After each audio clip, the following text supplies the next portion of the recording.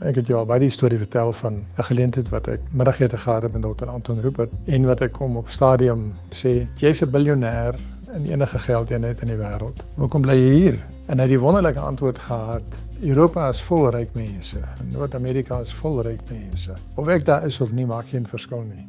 Hier maak my lewe 'n verskil. Gesprekke teen graad vol geheim. Hallo en baie welkom by nog 'n episode van Gesprekke teen Gatvolgheid. En weer eens, ek is jammer vir die skurwe woord, maar dit druk dit baie mooi uit. Ek het begin met hierdie reeks omdat ek dink ons is almal op 'n eienaardige plek. Ons voel almal ons het genoeg gehad, ons is gatvol vir korrupsie, vir goed wat uitmekaar uitval, maar ons bly hier, dis ons plek, ons wil hier wees, ons wil 'n bydrae maak. So, hoe doen 'n mens dit? Daarom hierdie reeks gesprekke. En vandag gesels ek baie graag met JP Landman. Ek moet al my kaarte op die tafel sit, behalwe dat hy 'n onafhanklike politieke en ekonomiese analis is en so aan, is hy ook al amper 50 jaar met my getroud. So, ons ken mekaar redelik. JP, ons het albei in Oktober verlede jaar die brief van die Afrikaners vir Suid-Afrika geteken. En dit was nadat president Trump gesê het Afrikaners is vlugtelinge en daar is 'n volksmoord aan die gang en so voort en so voort. Hoe sien jy die plek van Afrikaners in Suid-Afrika? Hoekom het jy die brief geteken? Wel, om die brief te teken is baie maklik. Dit was om die leuns wat versprei is te weerspreek. Die mense wat die stories versprei het die Afrikaner ingetrek in die hele debat in, of in die hele gemors in, en ek dink dit was nodig vir ander Afrikaans sprekers om te sê, nie in ons naam nie, ons stem nie meer saam nie, jy kan sê wat jy wil, dis fyn, maar moenie sê dat jy sê dit in die naam van Afrikaners nie. So dit is hoekom ek die brief geteken het. In die tweede plek met Trump is duidelik op het dwaalspoor, dit was in Oktober verlede jaar, dit is nou Junie maand 2026, as jy toe nie geweet het dat Trump totale idioot is nie, dan moet jy dit daarom nou te weet. So 'n mens moet jouself maar af en toe uitspreek teen idiote ook. Hoe sien jy die plek van Afrikaners? Ek meen, hoekom dink jy hy is op 'n dwaalspoor? Wel, daar is nie 'n volksmoord in Afrikaners nie. Dis vreeslik eenvoudig. As ek praat van 'n dwaalspoor, praat ek van sy totale betrokkenheid aan die wêreld. Maar op jou punt van hoe sien ek die rol van Afrikaners hier in Suid-Afrika, dis nie anders as die rol van ander Suid-Afrikaners nie, en dit is om die beste te maak vir jou eie gesin, jou eie familie, jou eie geliefdes, maar om ook 'n bydrae te maak tot die land. Ons deel hierdie land met 62, 63 miljoen ander mense. Die Afrikaners is al baie lank al in Suid-Afrika. Hulle het 'n groot bydrae gelewer tot die opbou van Suid-Afrika soos hy vandag is. En daar's geen rede om op te hou om 'n bydrae te lewer nie. Ons soek almal 'n beter land. Ons soek almal 'n beter bedeling as wat ons het. Dit gaan nie die lug uitval nie. Dit gaan nie van die hemel afkom nie. 'n Mens moet daarvoor werk en jy moet jouself daarvoor beywer. En dit is wat ek glo ons moet doen. Dit is ons, ek wil nie taal gebruik soos dit is ons roeping nie, maar ek dink daar is iets daarvan. Jy is hier, jy kan nou maar net sit en niks doen nie, of jy kan jouself verbind en probeer om die plek beter te maak, en ek dink dit is ons plig as mens. Sou jy dit oorweeg om te trek, om ergens anders te bly? Nee, maar ons met tyd so nie. Hierdie is my plek, dis my mense. Hoekom sal ek in die vreemde gaan sit en ek hoor nie Afrikaans nie, ek hoor nie Afrikaanse musiek nie, behalwe as ek vreeslik verlang. Hierdie is my plek, waarom moet ek op enige ander plek bly? In die ou Suid-Afrika, toe daar militêre diensplig was en ons apartheid gehad het en ons onsself op baie maniere wou afsonder van die res van ons landgenote, toe het ek dit wel oorweeg om te emigreer, soos wat jy self weet. Maar definitief nie in die nuwe Suid-Afrika nie. Het ons probleme? Ja, ons het. Is hulle oplosbaar? Ja, hulle is oplosbaar. Want die probleme is geskep deur mense en mense kan dit oplos. Nee, emigrasie is my totale tydmorsgesprek. Maar ons is, soos ek in die inleiding gesê het, op 'n baie ongemaklike plek, met veral op plaaslike vlak en plaaslike bestuursvlak. Kan die verkiesings aan die einde van die jaar 'n verskil maak? Ek dink dit is almal se plig om te stem. jy weet nie wat die verkiesingsuitslag gaan wees nie. So jy kan nie nou al sê, gaan dit 'n verskil maak of nie. As jy nie stem nie, dan wat my betref het jy ook nie die reg om kommentaar te lewer op wat aan die gang is nie. Jy kan nie jou hande wil was, maar dan die hele tyd wil praat nie. So gaan dit 'n verskil maak, dit sal afhang van die uitslag. Het ons 'n rol om te speel om die uitslag te help bepaal? Absoluut. Wat moet mense oorweeg as hulle besluit vir wie hulle gaan stem? Ek dink dit is baie duidelik dat jy moet ideologie een kant los en jy moet kyk wie gaan die beste wees vir die dorp of die stad waar jy bly. Nie net wie gaan die beste wees vir my of my belange nie, maar wie gaan die hele dorp, die hele stad die beste dien. Wat is die partye wat die beste gaan saamwerk om dit te bewerkstellig? Ek dink wat ons gaan sien in November, ek weet nie, maar ek dink wat ons gaan sien is 'n groot fragmentasie. Met ander woorde, meer koalisieregerings op munisipale vlak as wat ons nou het. En dit beteken mense kan met mekaar saamwerk om koalisies te vorm en om resultate te kry. So ek sou nogal belangstel in wat my kandidate, wat hulle benadering is oor koalisies en wat hulle gesindheid is oor koalisies. En is hulle bereid om nederig genoeg te wees om in 'n koalisie te dien? Want die hele punt van 'n koalisie is, jy kan nie alles net vir jouself hê nie. Jy moet deel met ander mense. Jy moet mag deel, jy moet prioriteite deel, jy moet dit wat jy graag wil bereik, moet jy deel. Jy het sekere behoeftes en ideale, ander mense het ander behoeftes. As ek hom eenvoudig saamstel, dat is uitdruk, dan sal ek sê, kies mense wat in staat is om ander politieke partye hulle in hulle skoene te plaas en saak vanuit hulle oogpunt ook te sien. Dan dink ek kan ons suksesvolle koalisies bou. Want die politieke party is 'n verteenwoordiger van 'n sekere groep van jou gemeenskap. Absoluut. Jy kan nie sê omdat een politieke party wat sê maar net 3% van die bevolking verteenwoordig, sê maar die Vryheidsfront Plus, of die EFF, om die twee partye aan die kante te neem, om te sê, hulle maak nie saak nie. Hulle maak saak, mense het vir hulle gestem. En jy moet met hulle saamwerk en hulle gebruik om die stad of die dorp waar jy is beter te help maak.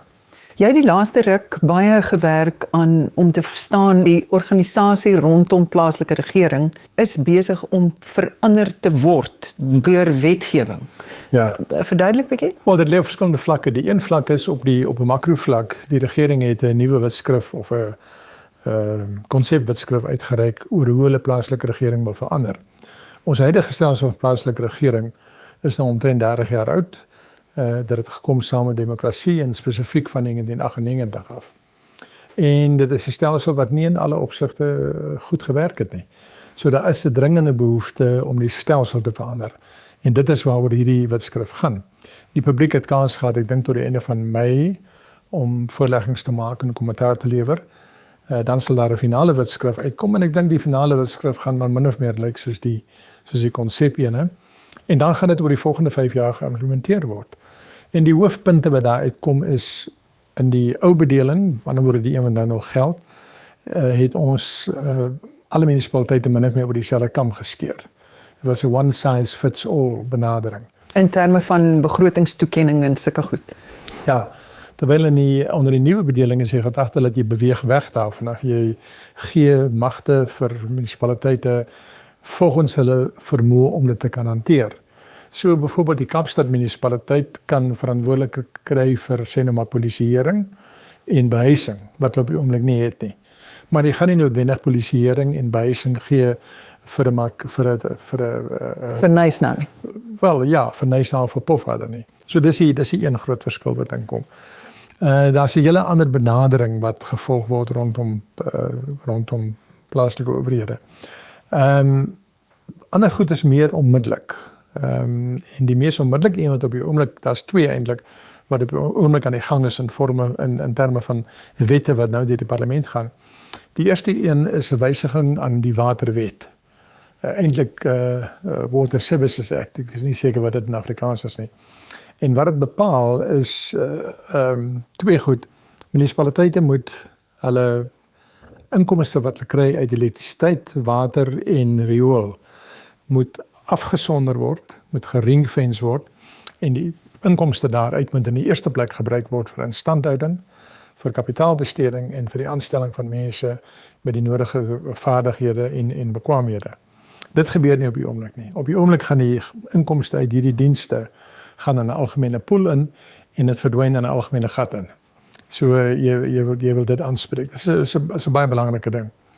Die tweede verandering wat besig is om plaas te vind is munisipaliteite in terme van die grondwet het 2 pligte. Hulle een plig is hulle is verantwoordelik vir watervoorsiening aan die burgers in hulle gebied. En hulle doen dit deur tariewe te bepaal en deur beleid neer te lê. Hulle kan sê ons gee vir elke huishouding soveel liters vry water byvoorbeeld. So beleid en prys lê by die munisipaliteit. Maar wat ook by die munisipaliteite lê, is die voorsiening fisies van die diens. Laat die water deur die pype loop, maak seker dat aspype, die instandhouding en so aan. Nou wat die nuwe waterdienste wet doen is om te sê kom ons skei hierdie 2 goed. Ons hou die munisipaliteit verantwoordelik vir sy konstitusionele verpligtinge, maar die wateraflewering, die operasionele praktiese werk, dit gee ons vir waterverskaffers. En die waterverskaffer hoef nie die munisipaliteit te wees nie. Op die oomblik is dit. Dit kan 'n buiteorganisasie wees, kan 'n private organisasie wees, dit kan 'n belastingbetalersorganisasie wees. Dit is 'n baie groot skuif. Ek bedoel wat ons op die oomblik het in Suid-Afrika, en ons het dit nou al vir 150 of 200 jaar lank, is dat munisipaliteite is monopolieë. Met hierdie meganisme kan jy die monopolie begin breek. En nou kan jy sê, maar as die munisipaliteit nie sy werk nakom nie, as 'n diensleweraar nie, dan gee jy dit vir 'n ander diensleweraar. Want daar is ook 'n lisensie ter sprake. Want daar is 'n lisensiering heeltemal reg. En die lisensiering het sekere minimum voorwaardes. So nou het jy jou lys van goed wat jy minimum moet nakom.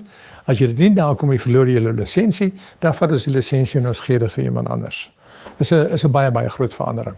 Is daar privaat organisasies wat dit wil doen? Weet 'n mens dat daar is verskaffers, ander verskaffers?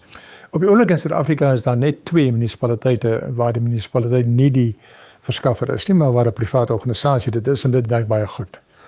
Jy vra, is daar aptyd daarvoor? Ek glo daar sal groot aptyd wees. Die 2 wat daar is werk en die maatskappye maak geld, so waarom sal mense dit nie volg nie? En ons sien op die oomblik by die spoorweë, ons sien by hawens en ons het ook gesien by elektrisiteit, as geweldige aptyd in die private sektor vir hierdie, noem dit infrastruktuurdienste. In ander lande van die wêreld, nie oral nie, maar in baie lande van die wêreld, word hierdie dienste verskaf deur private maatskappye. En hulle maak goed gelde uit, hulle kan aandeelhouers bedien en hulle maak 'n bydrae tot die gemeenskap. So daar's geen rede om te glo daar's nie vraag of daar sal nie 'n aanbod wees van hierdie tipe dienste nie. Terwyl ons praat oor die verkiesings en die kiesstelsel en so aan, daar's stemme wat sê ons moet teruggaan na wat ons in die ou Suid-Afrika gehad het en dit is jy word per kiesafdeling verkies. Hoe sien jy dit? Wel kyk, dit is absoluut 'n nonsensvoorstel. En hoekom is dit 'n nonsensvoorstel? Want die oomblik as jy kiesafdelings kry, dan kry jy manipulasie van grense om uitslae te verwring. In Engels staan 'n bekende gerrymandering. Nou jou mees dramatiese voorbeeld is op die oomblik in Engeland, waar die Arbeidersparty regeer. Hulle het iets soos 63% van die setels in die parlement.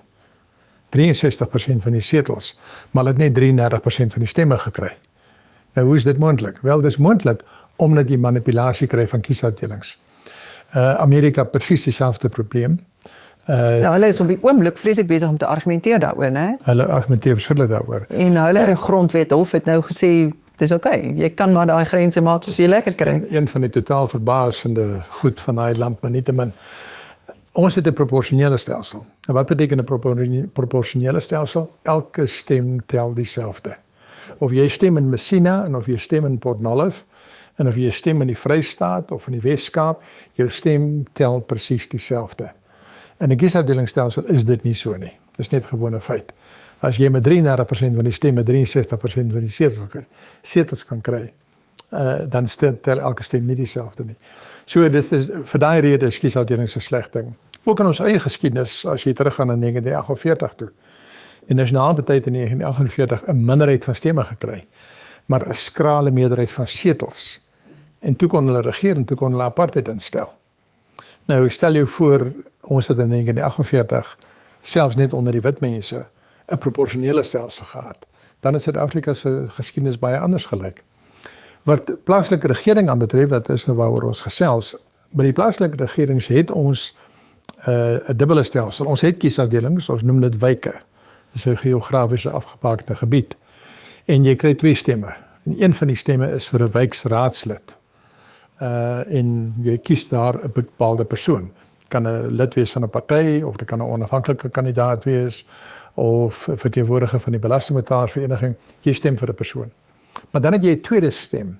En dit is 'n proporsionele stem. En daar stem jy vir 'n party of weer eens 'n geregistreerde organisasie, kan 'n belastingbetalersvereniging wees. En so ons het eintlik 'n dubbele stelsel as dit kom by plaaslike regering. En dan wat gebeur, hoe word dit dan verteenwoordig in die raad? Die helfte van die setels in die raad kom van die wyke af en die helfte van die setels kom van die proporsionele stelsel af. So in teorie gaan jy altyd 'n 50-50 verdeling kry. In die praktyk bepaal die grondwet as die raad saamgestel is nadat al die stemme uitgeoefen is, dan moet die raad se samestelling in lyn wees met die proporsionele stemme uitgebring.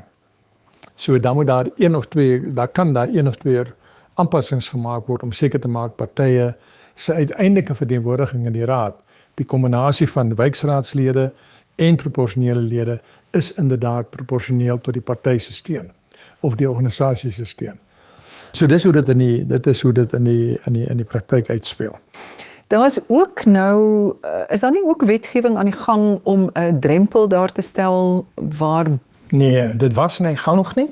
Dit was in die gang, maar dit het gesneeuwel langs die pad. Dit sou 'n groot verskil gemaak het. Die gedagte was in die ANC en die DA daaroor ooreengestem, so hulle kon dit deurkry. Die voorstel was dat partye kan net in 'n raad dien as hulle 'n minimum van 1% van die stemme kry wat in die verkiesing uitgebring is. Nou dit sou selfs in 'n stabiele munisipaliteit soos Kaapstad sou dit 'n groot vermindering meegebring het in die aantal klein partytjies. En dit dink ek nie is 'n sleg ding nie. In die Skandinawiese lande is minimum stemdrempels waaroor jy moet kom. Dis 'n algemene ding. In party van die lande is dit so hoog soos 5%.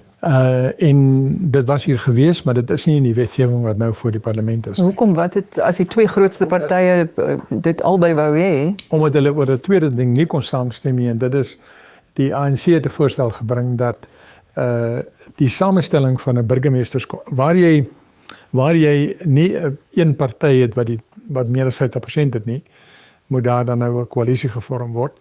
En toe was die voorstel van die ANC dat die burgemeesters komitee wat die stad gaan beheer of wat die dorp gaan beheer, moet proporsioneel saamgestel word tot al die partye wat tot die raad verkies is. Met ander woorde, as jy 'n ANC-lid en 'n DA en 'n MK en 'n EFF het, dan moet daar ook MK en EFF mense in die burgemeesterskomitee sit. En dit was te groot sluk op die bottel vir die DA.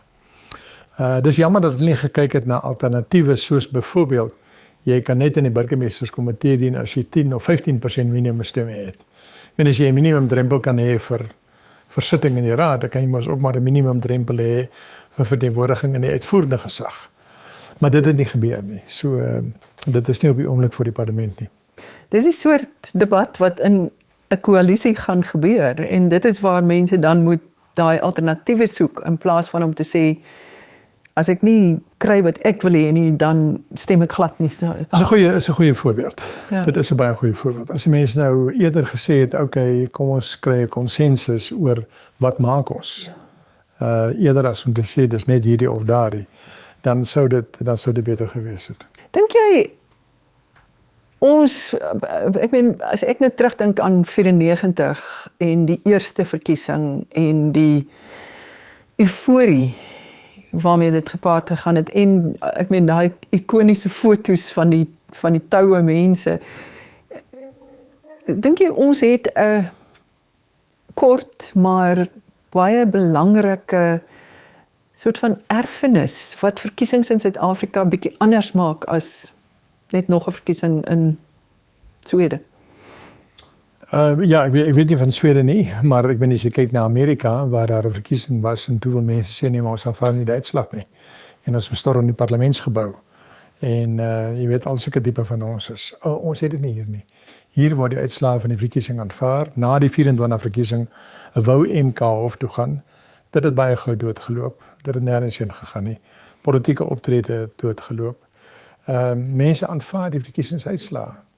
En ek dink dit is 'n baie kosbare kleinoot om wat ons het en wat ons moet hou. En dis ook belangrik is dat mense gaan stem. Toe ek jou leer ken het, was jou politieke sienings anders as wat dit nou is. Ons het mekaar op universiteit ontmoet en dit was in die vroeë 70's. Wat het jou laat skuif? Werklikheid. Hoe het jy dit teëgekom? Wel, jy lees goed, jy luister na mense. Ek was natuurlijk ook baie gelukkig op Stellenbosch. Ons het mentors gehad, soos Willie Esterhuis en Sampie de Blanche en andere, wat 'n mens beïnvloed in jou lewe, wat jou denke beïnvloed. En dit was 'n groot voorreg. So jy is vroeg blootgestel aan gesprek. Jy was nooit absoluut ideologies en ons praat nie daaroor nie en dit is waar ons staan. Ja, absoluut. Ja. Ons het mekaar ontmoet deur gesprekke wat plaasvind, formele gespreksvoering. So ja, en dan gaan werk jy en dan sien jy hoe die werklik die lewe werk gelyk. Ek het ook vroeg in my loopbaan het ek begin werk in arbeidsverhoudinge. Dit was kort na die Wiehan-kommissie in 78 verandering in arbeidswetgewing aanbeveel het. Wel, wat swart vakbonde vir die eerste keer wettig gemaak het. Ja, en dit het 'n groot impak gehad in my lewe. So jy het met swart vakbonde gewerk as 'n jong wit Afrikaanse man. Vir 10 jaar lank. En dit skuif jou, jy kyk anders na die wêreld. Ons het een kind en hy het nou 'n kind, hy en sy vrou. Wat is die toekoms in Suid-Afrika vir iemand vir mense soos hulle? Wel, hulle leef op die oomblik baie lekker. Hulle vriende wat wat hier is, leef almal baie lekker.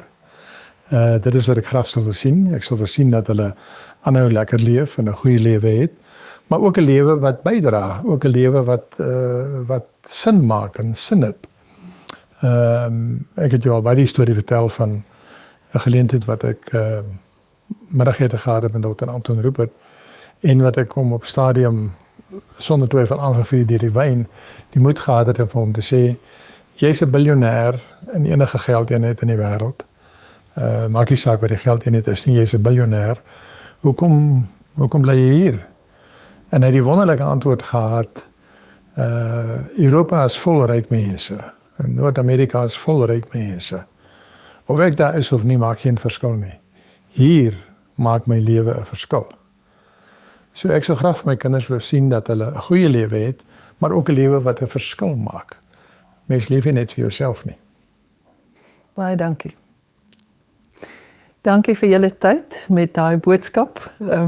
Hier maak ons lewe 'n verskil. So nog 'n keer, soos ek al 'n vorige episode ook geëindig het, op Salburgers.